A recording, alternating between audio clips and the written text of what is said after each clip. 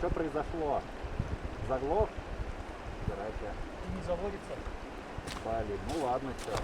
Какой-то у нас квест нарисовывается. Добро пожаловать в новое путешествие. Сейчас конец июня. Температура воздуха около 27 градусов. Несколько дней были осадки, поэтому сейчас очень свежий воздух. Приятно дышать, комфортная температура. Сейчас заезжаем за моим товарищем Димой. Он должен уже ждать. И вместе вдвоем мы отправляемся в сторону гор.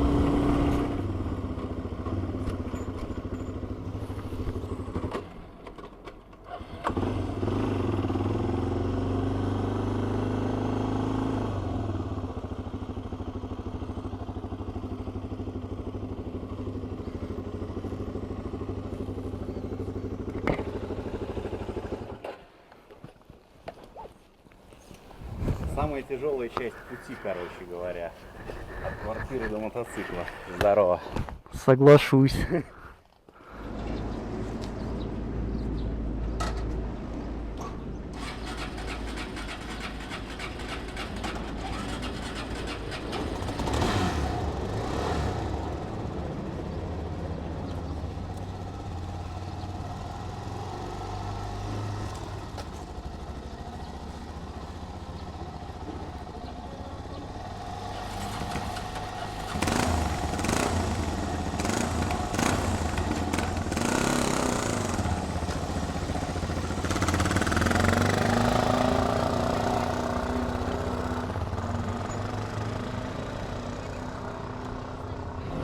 Едем мы в восточном направлении. Сейчас 4 часа дня ровно. Температура около 30. Наши приключения начинаются.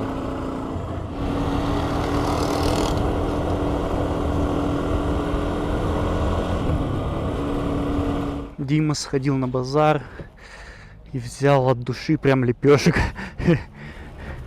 А что-то хотел 4 больших. Большие кончились, взял 6 маленьких. Потом говорят, а еще есть слоеные горячие. Как было не взять? Вообще запах такой. Но.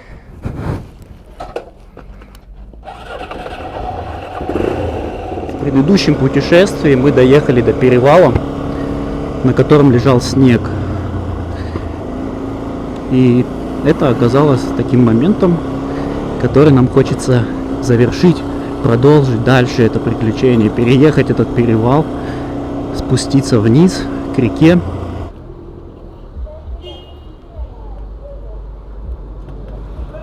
В этот раз мы взяли с собой немного бензина, потому что в прошлый раз мы столкнулись с тем, что у нас он закончился внезапно. Теперь мы уже на опыте двигаемся.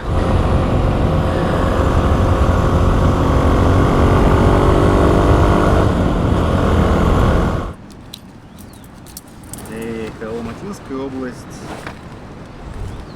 Угроза усиления ветра с порывами 17-22 метра в секунду. Но это хуйня, нам не страшно.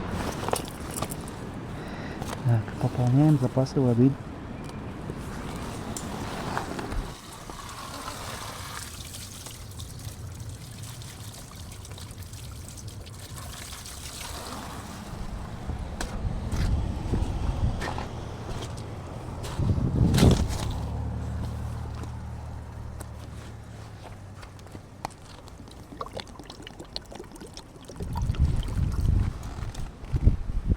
Знаешь, короче, ты когда я за тобой еду, выглядит так, как будто у тебя пассажир сидит, короче говоря. У него тут ножки такие, короче говоря, пенка, это ручки такие, знаешь, ну типа ампутант без рук такой.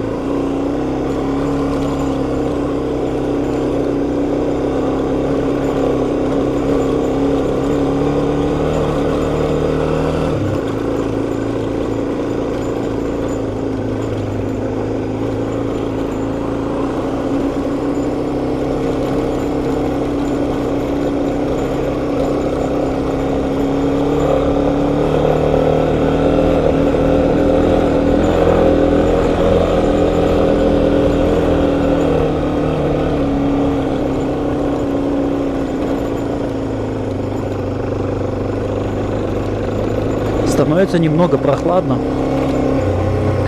На горизонте туча. Как раз там, куда мы направляемся.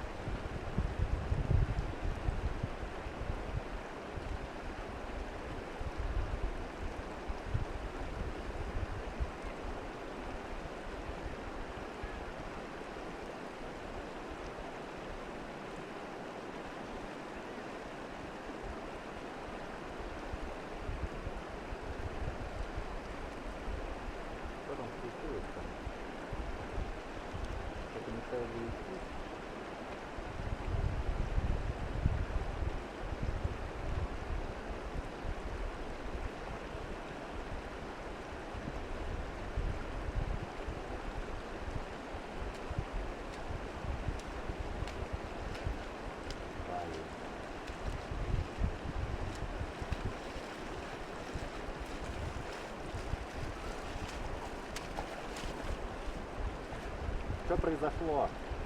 Заглох? Здрасте. Не заводится. Блин, ну ладно, все. Какой-то у нас квест нарисовывается. Мотик. А что было-то? Ну, вроде бы никуда особо там вода не попадала прям сильно так. Ну не выглядит, как будто там что-то прям вода куда-то попала. На ходу заглох какие. Да? Ну я видел, да.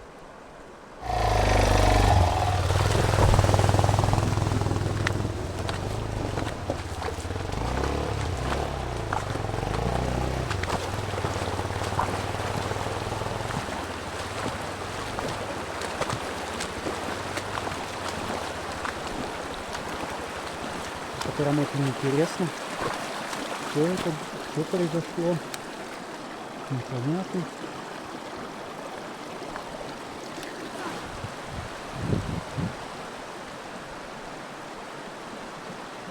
Какие догадки? Ну хз, давай посмотрим. Свечу навряд ли залило.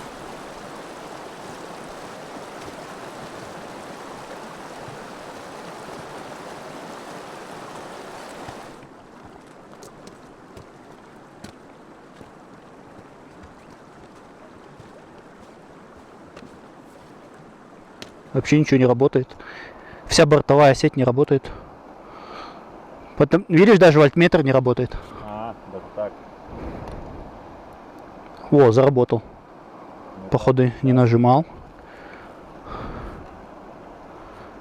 Но стартер не крутит. Ну 13.0, нормально. Аккум нормальный. Нейтралка стоит. Что может влиять на это? Не знаю, я бы на аккум посмотрел.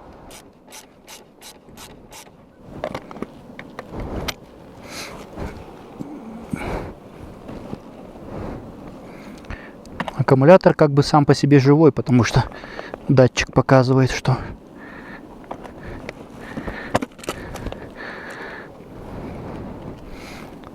так, клеммы на месте. Все есть, да? Все на месте. Да, сейчас предохранитель надо тогда правильно проверить. Вот он вставляется. Да, действительно, он сгорел, да, на 15. Охуенно, как он это сделал?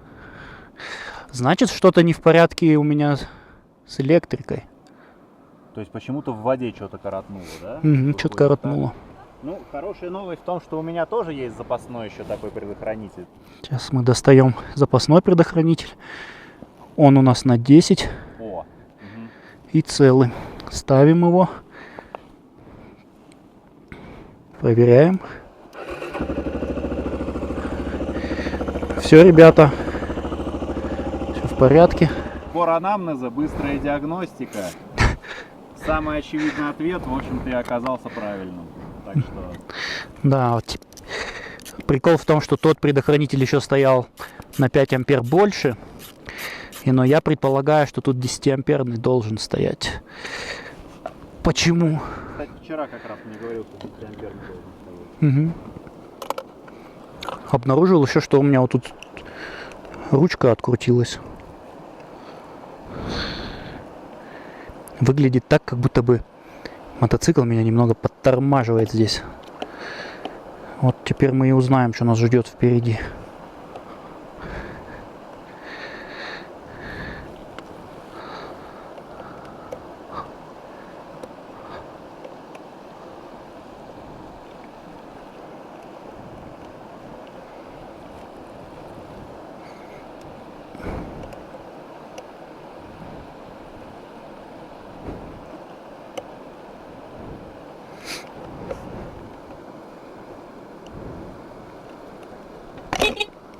Бля.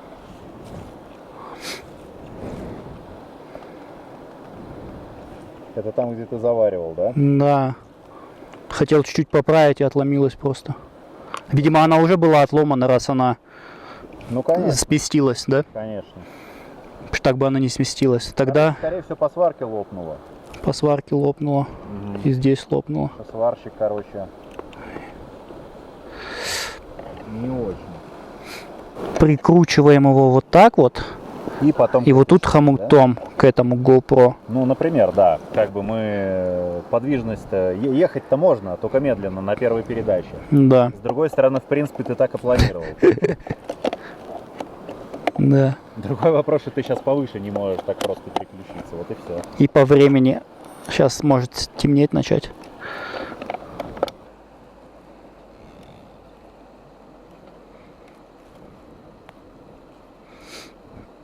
Ну что, мы вообще нормальные, нет с такой поломкой ехать.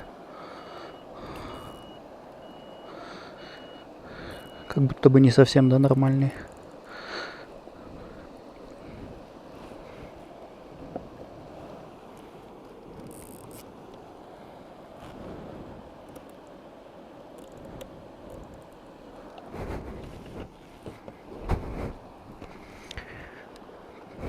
Приключения продолжаются.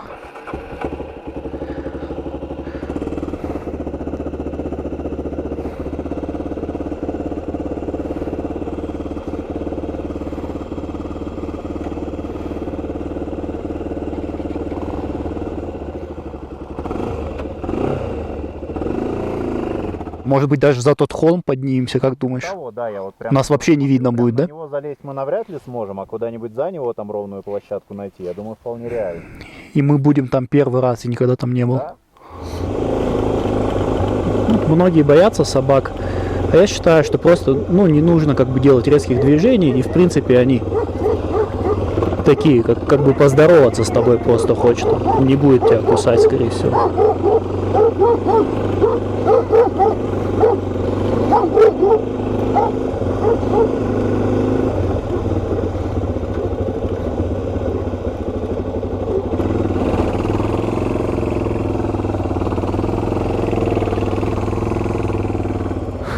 Очень хорошо тут. Может и не искать даже. Да. Я тогда что там поставлю? Давай ты там, я здесь. Ага.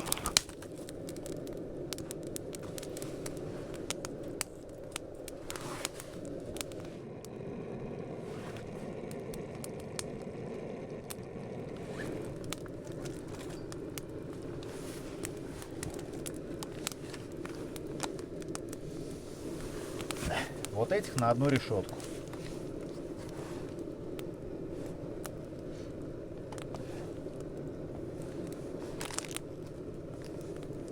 Красота. Угу. конских, возможно, чуть на побольше.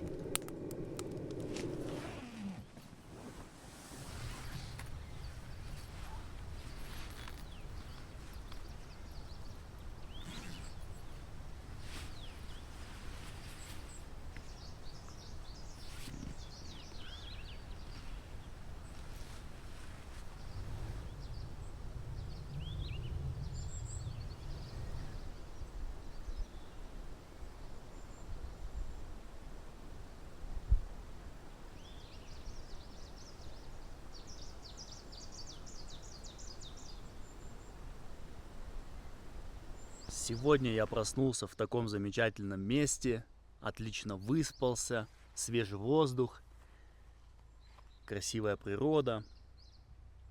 Дима уехал за водой, вот я уже слышу его, он возвращается где-то недалеко. Нам нужно помыть посуду, приготовить завтрак, наш новый день начинается.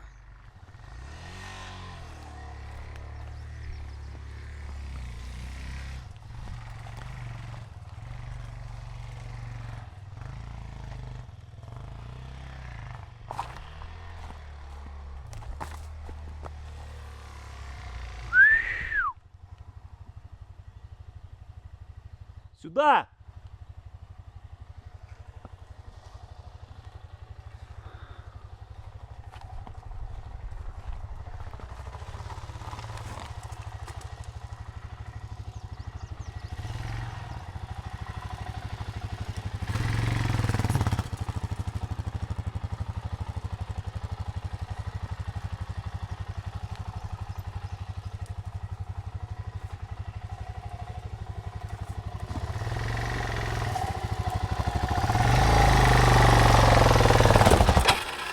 Слегка заплутал.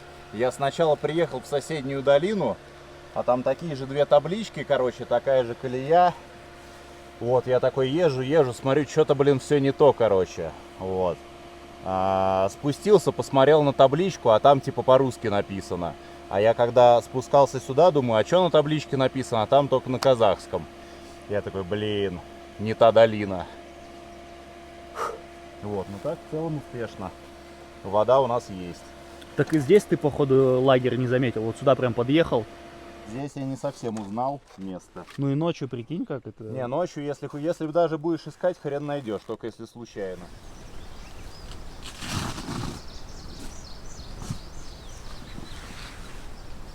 Будем шоколад сколько? Не знаю даже.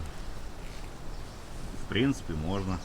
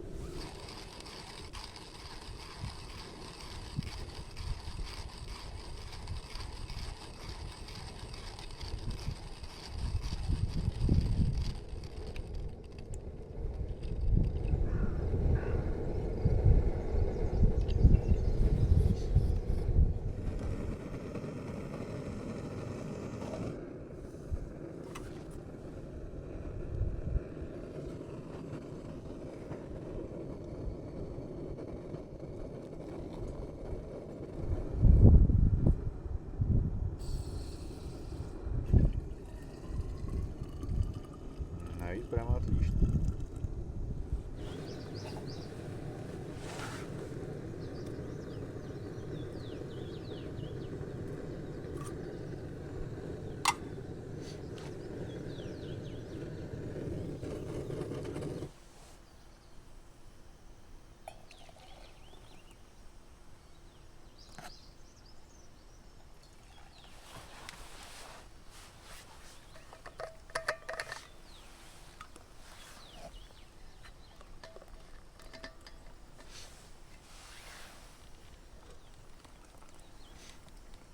Прям лата, да.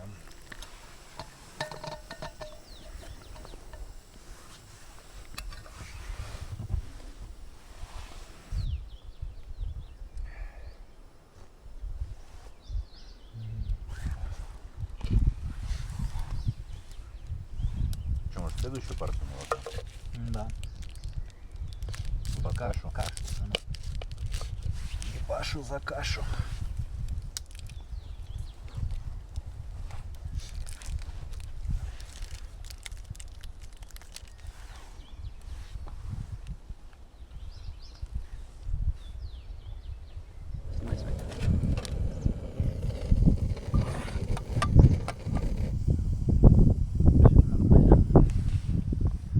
Готово.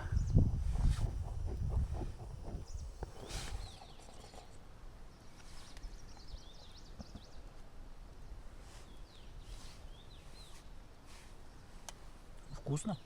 Да, вполне. На молоке-то что бы не вкусно было.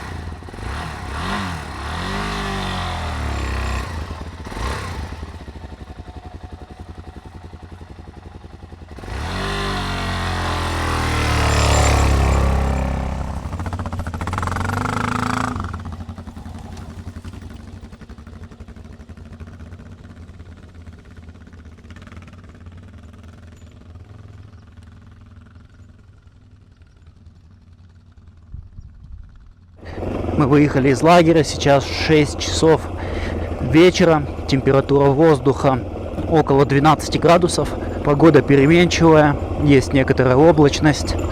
Сейчас нам предстоит подняться в высокогорный перевал.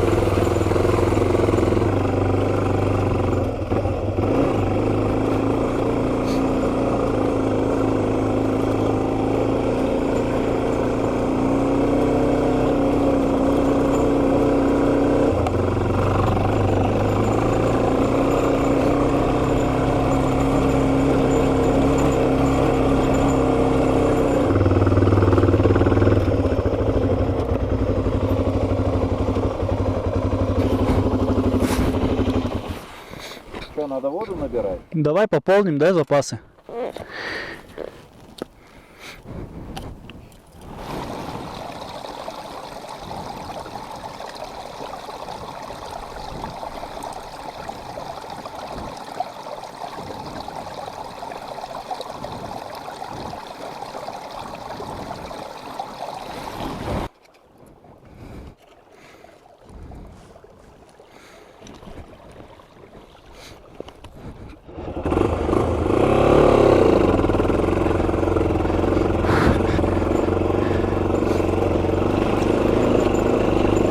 Все, тут сейчас жесть начинается. Поэтому просто постепенно, потихонечку, метр за метр продвигаемся вперед. Все больше и больше опасных острых больших камней. В прошлый раз где-то в этом районе я налетел на большой камень, погнул защиту двигателя. Хорошо, что она была. Иначе я погнул бы раму, а возможно пробил бы отверстие себе в двигателе дополнительно.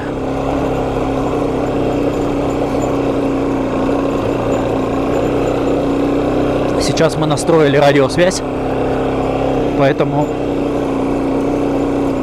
такой необходимости прям держать друг друга в поле зрения нету. Но все равно это полезная вещь, чтобы быстрее понять, как дела у товарища. Ну, это очень опасно прям.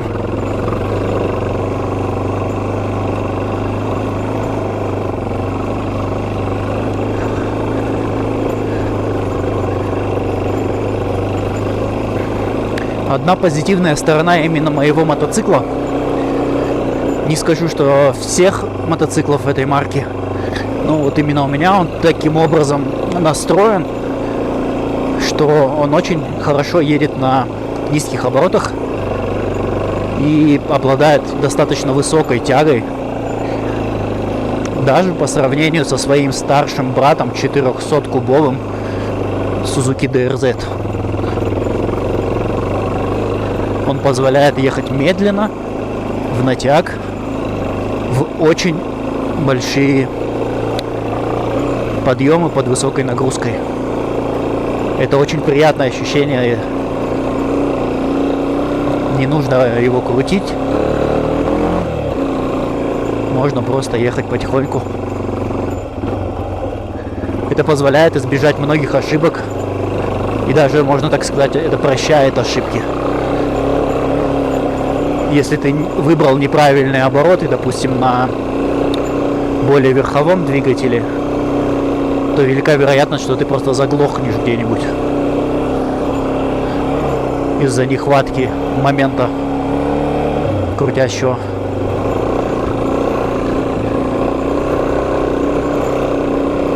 Ну, вот как бы то самое место, в котором мы ночевали в предыдущий раз, в прошлом путешествии.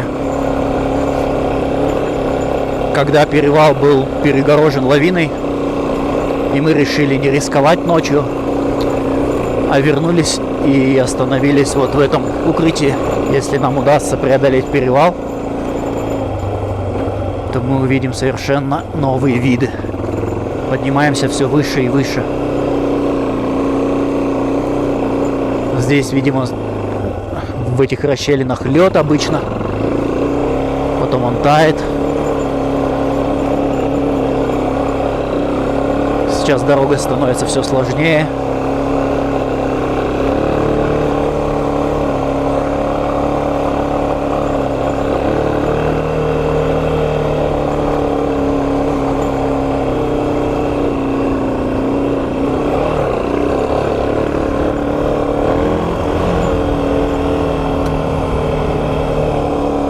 Ну, как видно, снег растаял. И дорога очень красиво подсвечивается солнцем, едва выходящим из-за туч.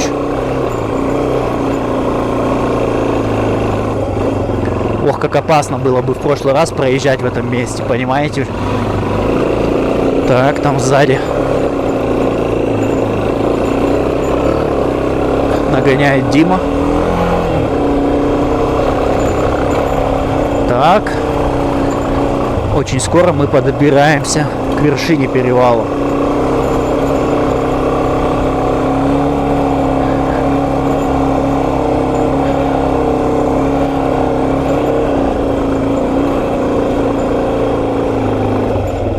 Вау.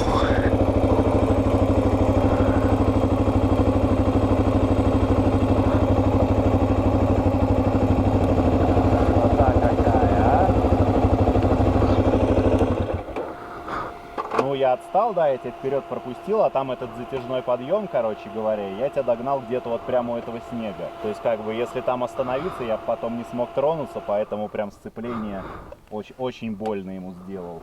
Обратил внимание, там какая расщелина была, если бы мы полезли тогда. Я говорю, это выглядело изначально как очень хуёвая идея, и, собственно, правильно сделали, что не полезли. То есть под снегом там была канава, Да. и мы бы в нее просто провалились и... Мы провалились, и потом доставали мотоциклы по темноте из вот этой вот канавы, да, именно так. То есть оно, в принципе, выглядело как хуёвая идея, и сейчас мы в этом убедились.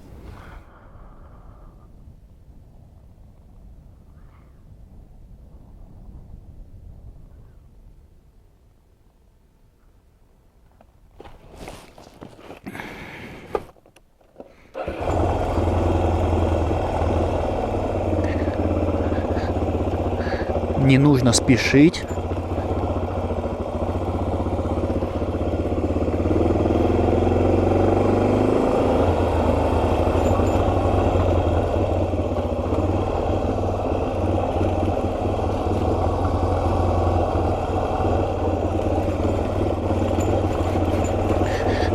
Каменисто.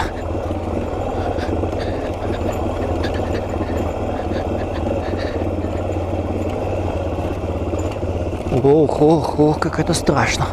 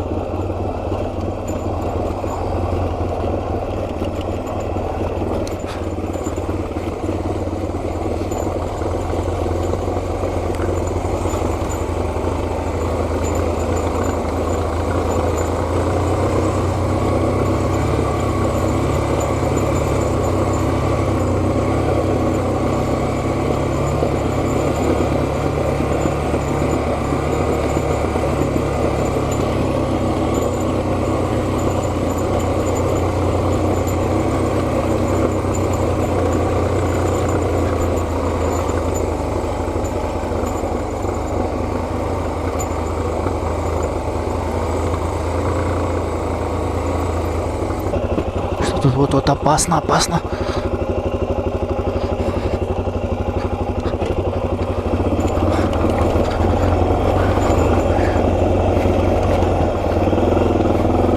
Сейчас я переключился на пониженную передачу.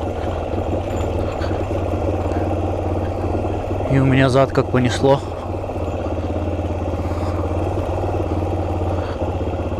Немного скользко.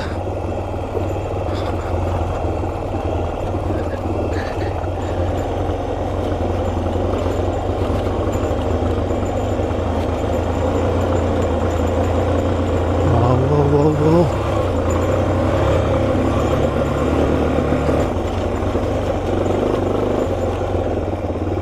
Ой, посмотрите на это.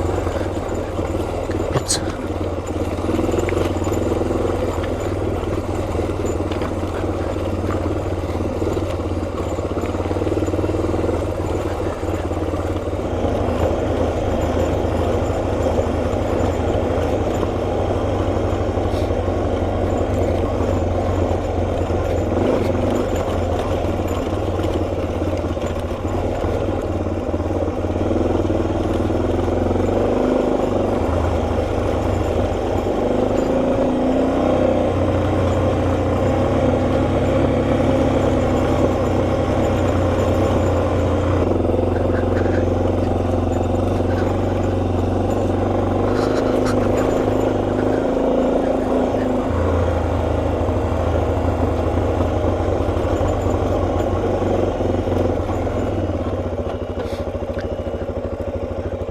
Завершили спуск с перевала.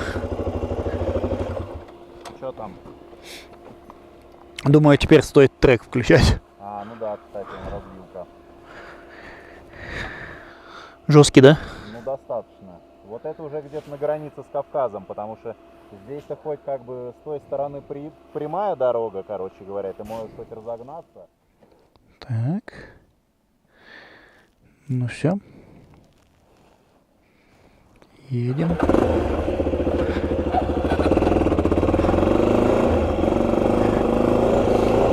Как я и говорил, Дима, получается, там на перевале догнал меня, ну потому что я умышленно еду потише.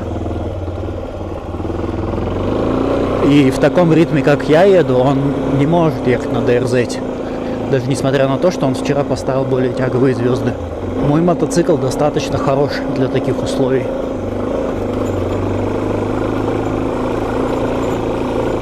Вот сейчас у нас вторая передача. Очень крутой подъем. Первая.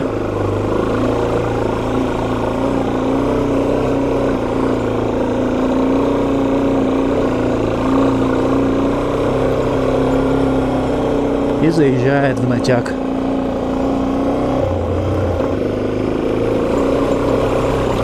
Вторая.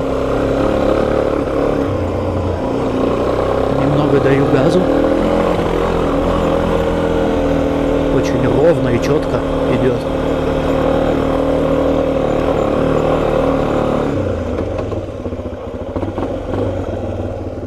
Вау.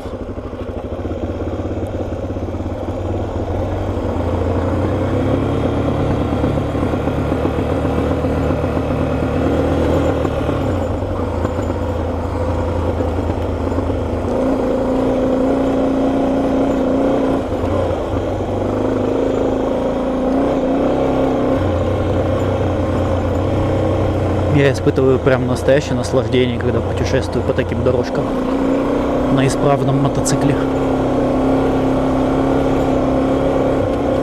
Хочется, знаете, еще добавить в него какие-то тюнинные штуки. Например, вот эту ручку хочу уже поменять прям на очень качественную. Мне не нравится вот это Краилово.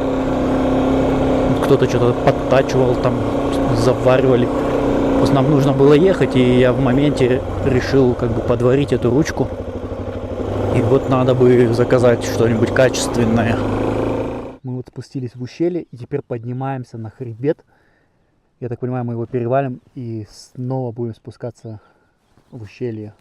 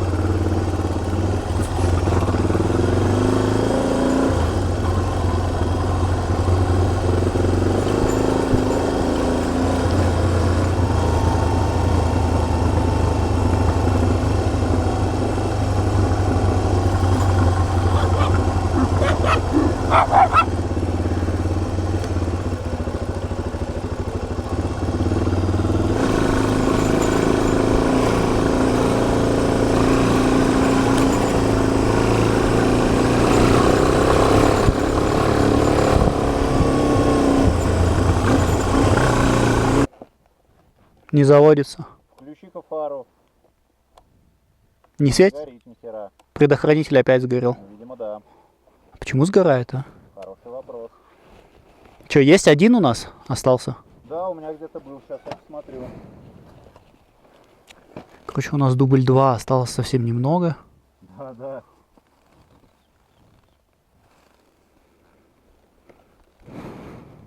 Но опять мой мотоцикл, короче,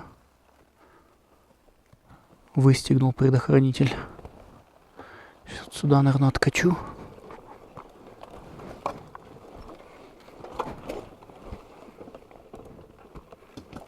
Ну и просто ни с того ни с сего выстегивает. Блин, это мне вообще не нравится. Может быть, я сидушку скину, посмотрю, что там. Посмотри, прежде чем ставить, потому что, походу, это у нас последний. 5 ампер, скорее всего, не выдержит. Ну, я делал некоторые манипуляции. Куда может коротить? Под бак?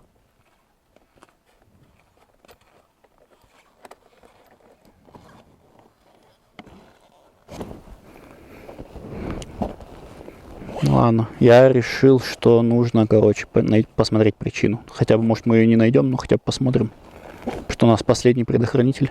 Доверия тому, что тут раньше происходило, особо нету у меня. Так что придется и разбираться самому. Сейчас скинем седло, посмотрим, что там с проводами.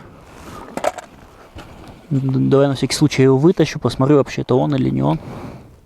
Целый как будто бы. Блин, он, честно говоря, выглядит как целый, да. Вставим и включим на секунду. Ну давай. Если заведется, как бы, значит, и ищем. А может сразу тоже отстегнуть. Может, плохой предохранитель был. Да, это он. Проверяем дальше. Видишь, если бы дохлый реле-регулятор, у тебя бы вылетал предохранитель в моменте, когда ты как-то там яростно стартуешь. Ну, Типа яростно двигатель крутишь. ну здесь что у нас? Есть вот этот вот розовый провод. Вот это вот, наверное, датчик подножки как раз таки. Но он, я не знаю, он никак не может, по-моему, влиять. Ты уверен, что розовый провод это минус, а не плюс? Ну, его можно подсоединить, он как бы ни на что не влияет. Его все джибелеводы отключают. А что за розовый провод? Ну, никто не знает, но все отключают. Кто не знает, но все отключают, понятно. Но если на нее подается напруга, и она как бы доходит до металла, то...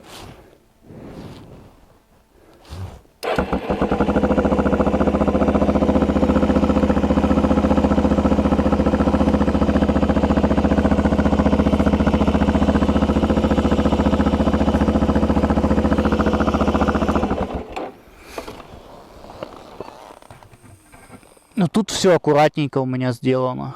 Коротить нечему. Под баком у меня что там? Давай сдернем. Коса у тебя там. Ну бак уже быстро сделал. Болта крутить, блин. А эти провода я их отставлял, помню, для того, чтобы...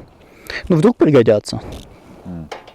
Хотя я бы про них не вспомнил, Я наверное. уверен, что она не под напряжением. Ну, я пальцем проверил. И вот сейчас резинка вон одна упала. И держи. Как-нибудь поставь и держи его. А я быстро проинспектирую. Вот тут переломатый какой-то провод. Мне не нравится. Некрасивый просто. Изолента есть. Ну, он, в принципе, просто так изогнут был некрасиво. В остальном вся коса целая, все идеально. Ага, это понятно. Ну, вот он и коротил. Ну, похоже на правду. То есть сигнал мы совершенно недавно установили. Угу. Но развернуть его никак, короче, туда-сюда. Ладно. Как бы. Но раньше он был отмотан и ничего не коротило. Тут как будто бы, значит, на бак, наверное, пробивает. Ну, скорее всего, что-то такое происходит, да. Нехорошее.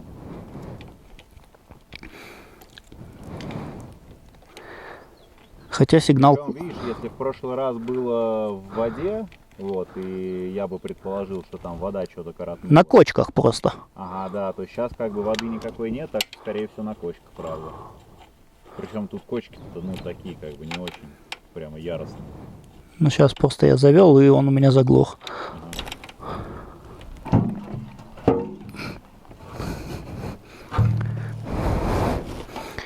Сейчас быстрее шланг одеть, а то бежит бензин у нас. Так.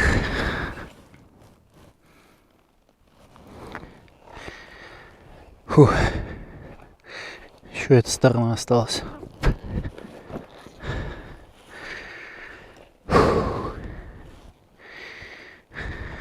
Закат уже прям вот вообще совсем. Ну, то есть солнце уже закатилось, и сейчас начнет темнеть. Нам надо в сумерках как-то найти нормальное место. Мотоцикл собрали. Мы очень далеко от населенных пунктов.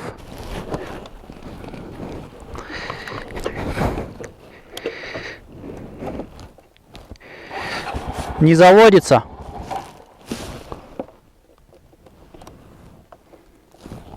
Не заводится. Блядь. Заводился до этого. Блин, ребята, мы так встряли.